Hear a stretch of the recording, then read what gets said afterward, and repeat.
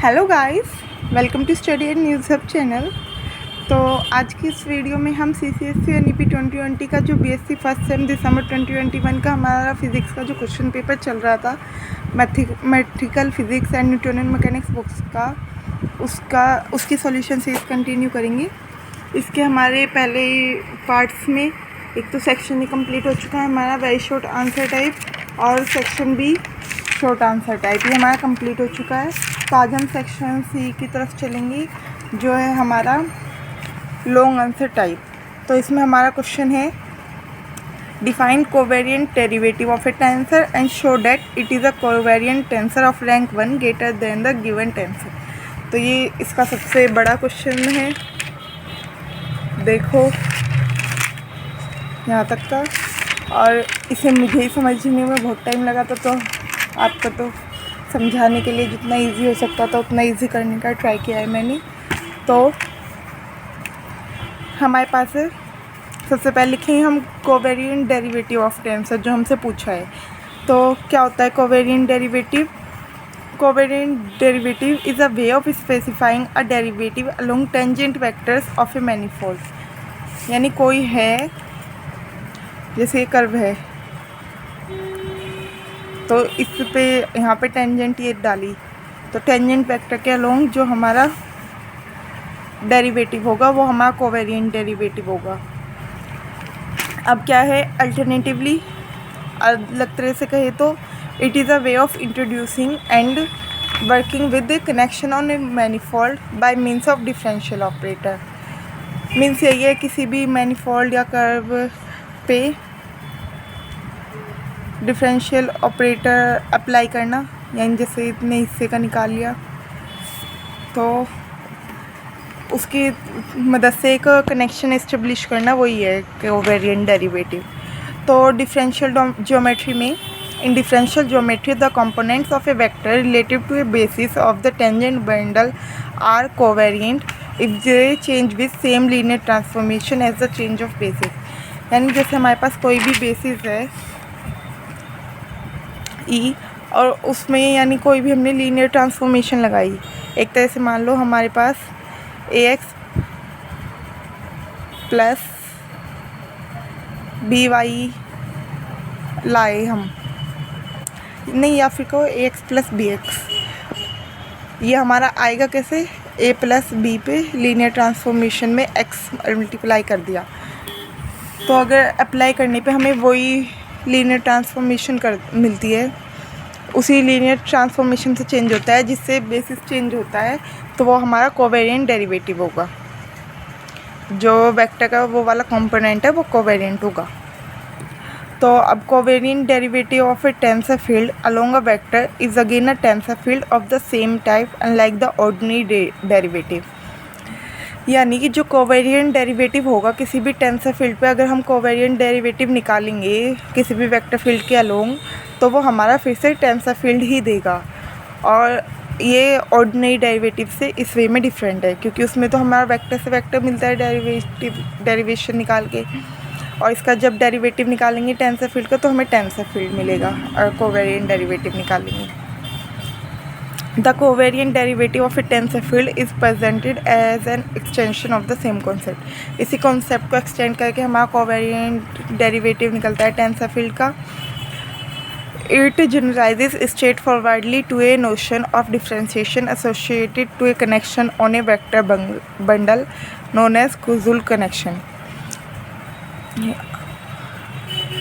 यानी किसी भी डिफ्रेंशिएशन का नोटेशन होता है एक तरह से, उसके बारे में डायरेक्ट बताता है, यानी किसी भी वेक्टर बंडल का कनेक्शन क्या है उससे, डिफरेंशिएशन से, वही हमारा कॉजल कनेक्शन हो गया, कॉजल कनेक्शन हो गया। और यही कोवेरिएंट डेरिवेटिव कॉजल कनेक्शन ये है एक किस पे, टेंजेंट बंडल और अदर टेंसर बंडल्स पे। यानी जो टेंजेंट है और टेंसर है उन पे एक कॉजल कनेक्शन निकालेंगे तो वो कोवेरिएंट डेरिवेटिव होगा। तो it differentiates vector fields in such a way analogous to the usual differential on functions। ये वेक्टर फील्ड को उसी वे में डिफ्रेंशिएट करता है जैसे ऑर्डिनरी डेरिवेशन वो डेरिवेटिव होता है, डिफ्रेंशिएशन करते हैं जैसे हम ऑर्डिनरी, जैसे किसी वेक्टर फील्ड का करा तो वेक्टर, पर अगर किसी वेक्टर फील्ड पे भी कोवेरिएंट लगाएंगे तो फिर से वेक्टर मिलेगा, बट अगर टेंसर फील्ड पे लगाएंगे तो टेंसर फील्ड मिलेगा। और the definition extends to differentiation on the dual of vector fields that is co-vector fields and two arbitrary tensor fields in a unique way that ensures compatibility with the tensor product and trace operation, trace tensor contraction। यानी जो ये definition है ये सिर्फ यहीं तक vector field के differentiation तक सीमित नहीं है, ये एक्सटेंड होती है कहाँ तक, अगर हम दो वेक्टर फील्ड, कोई भी वेक्टर फील्ड है उसका ड्यूअल लेंगे उसके लिए भी और कोई टेंसर फील्ड लेंगे उसके लिए भी, तो इसलिए इससे ये कंपैटिबिलिटी इंश्योर करती है, यानी टेंसर प्रोडक्ट और ट्रेस ऑपरेशन को भी वो फॉलो करती है एक तरह से। तो अब कोवेरिएंट डेरिवेटिव का हम पहले आगे क्या पूछा है हमसे कि show that it is a covariant tensor of rank 1 greater than the given tensor. तो हमें ये तो पता ही है टेंसर का करेंगे तो टेंसर मिलेगा, बट हमें क्या प्रूव करना है कि इसकी एक रैंक ज़्यादा है, तो उसके लिए हमें पहले डेरिवेशन करना पड़ेगा इसका और उसी से हमारा प्रूफ निकलेगा। तो हमने नेक्स्ट हेडिंग डाल दी डेरिवेशन एंड प्रूफ। तो इसका डेरिवेशन कैसे करेंगे, हमें रेक्टेंगुलर कोऑर्डिनेट्स पता है एक्स वाई जेड, ये स्फेरिकल कोऑर्डिनेट्स के टर्म में कैसे लिखते हैं ये तो आप लोगों ने पढ़ा भी होगा पहले कोऑर्डिनेट वाले चैप्टर में कि x equals to r sine theta cos phi, y equals to r sine theta sine phi, z equals to r cos theta. ये हमारे स्फेरिकल कोऑर्डिनेट्स में कन्वर्ट करने का तरीका है वो कार्टेशियन कोऑर्डिनेट्स को। तो हम इनका नोटेशन चेंज कर सकते हैं, एक्स की जगह x1, वाई की जगह x2, जेड की जगह x3, और ऐसे ही आर की जगह सारों में u1, थीटा की जगह u2 और फाई की जगह u3। तो इनका मीनिंग वही है, बस हमने सुपरस्क्रिप्टेड वेरिएबल की फॉर्म में लिख दी इन्हें। तो अब हम पैरामेट्रिक नोटेशन देखें, यानी एक तरह से देखें x1 किसका फंक्शन है u1 u2 u3 का, x2 भी किसका फंक्शन है u1 u2 u3 का, x3 भी किसका फंक्शन है u1 u2 u3। वो अलग बात है, यहाँ पे u3 की वैल्यू 1 है एक तरह से, तो यहाँ पे ऐसे ही लिख दिया हमने x1 किसका फंक्शन है इन तीनों का, x2 इसका फंक्शन है इन तीनों का, x3 किसका फंक्शन है इन तीनों का।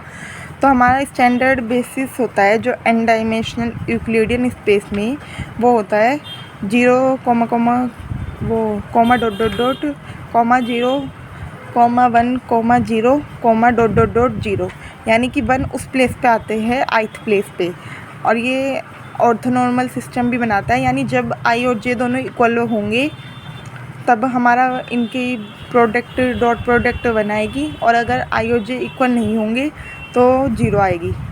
1 कब आएगी, जब ये इक्वल हो, और अनइक्वल हो तो 0 आएगा। ये हमारा कॉर्नर डेल्टा कहलाता है, जो ये डेल्टा आई जे है, जिसकी अगर सेम वैल्यू पे 1 आता है और डिफरेंट वैल्यू पे 0।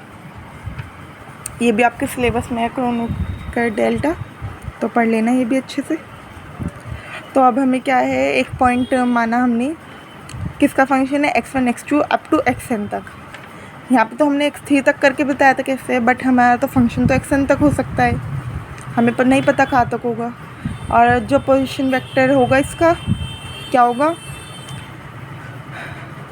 r is equals to xi ai cap और सिग्मा i से लेके n तक, यानी जो हमारा वेक्टर कैसे निकलेगा, इनका फंक्शन है पोजीशन वेक्टर p, तो इसकी वैल्यू xi की रखते रहेंगे और इनका बेसिस रखते रहेंगे i, और इनका सिग्मा यानी समेशन कर देंगे i इज इक्वल्स टू 1 से n तक,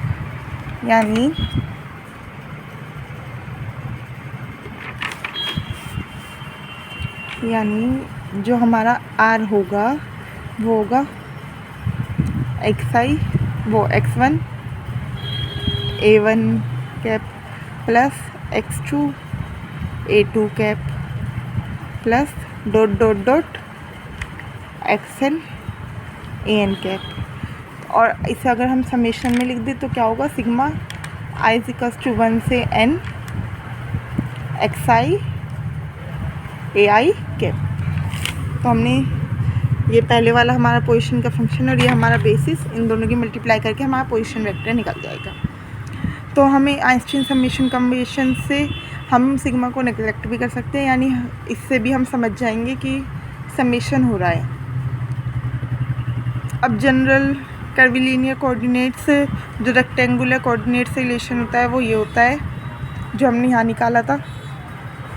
तो इस तरह से तो x i equals to x i, अब एक्स एन तक है फंक्शन तो ये भी यू एन तक होंगे।